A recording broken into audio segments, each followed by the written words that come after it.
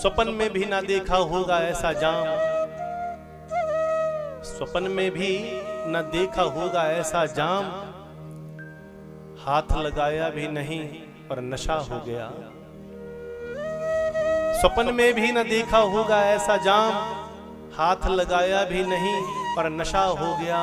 बचना है तो श्याम की नजरों से बच के रहना, वरना बोलोगे यारो हमें भी नशा हो गया, हमें भी नशा हो गया।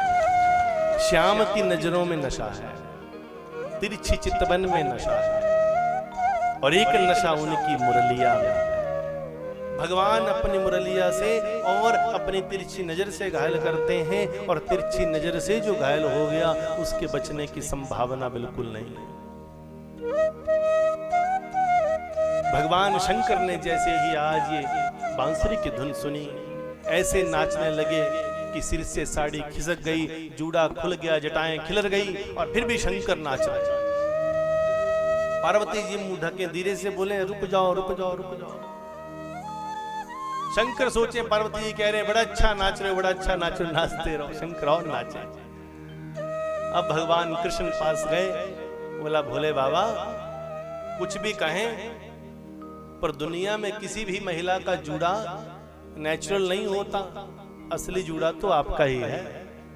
देखो दुनिया में किसी का भी विवाह हो, शादी हो, तो चाहे किसी के कितने भी सुंदर बाल हो, पर जूड़ा नकली ही लगता है। पता है ना सबको, जिन जिनकी शादी होती है जूड़ा नकली ही लाया जाता है किराए पर।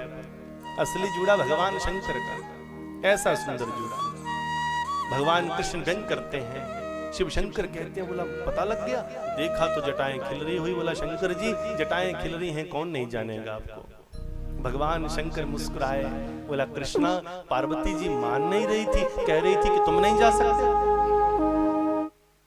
भगवान कृष्ण कहते हैं, बोला महादेव मेरे प्रेम में आप महिलाओं के कपड़े पहनकर आ गए, पार्वती जी के कपड़े पहनकर आ गए। बोला कृष्णा तेरे इस रूप को देखने के लिए, तेरे इस रास को देखने के लिए मुझे कुछ भी बनना पड़ जाता, मैं वो भी आ जाता। कौन ऐसा होगा जिसके सामने इतना सुंदर रास रच रहा हो और हम उस रास में ना आए।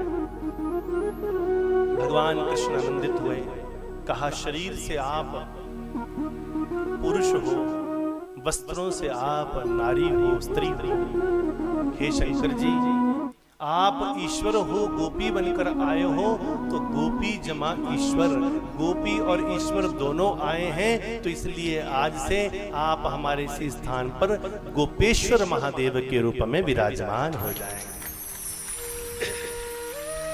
तब वहां पर भगवान गोपेश्वर रूप में विराजमान हो गए।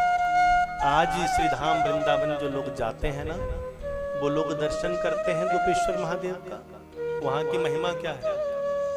गोपेश्वर महादेव का जो दर्शन करें, उनके जीवन में नर नारी स्त्री पुरुष का भाव समाप्त हो जाता है, और उन्हें ये ज्ञात हो जाता है कि ना हम नर हैं ना हम नारी हैं, हम तो केवल और केवल एक गोपी हैं, हम जीवात्मा हैं, हम प्राण हैं, हम ऊर्जा हैं। ना हमारा जन्म है ना हमारा मरण है, जन्म और मरण तो शरीर का है।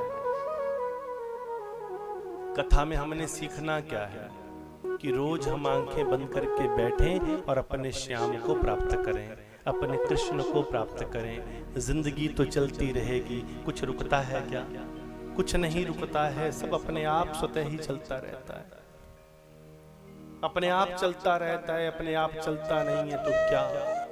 हमारा जो परम लक्ष्य है, पाप जो हमारा मुख्य लक्ष्य है, हमें अपने आप को भगवान से जोड़ना है, हमें अपने आप को उस तार से जोड़ना है।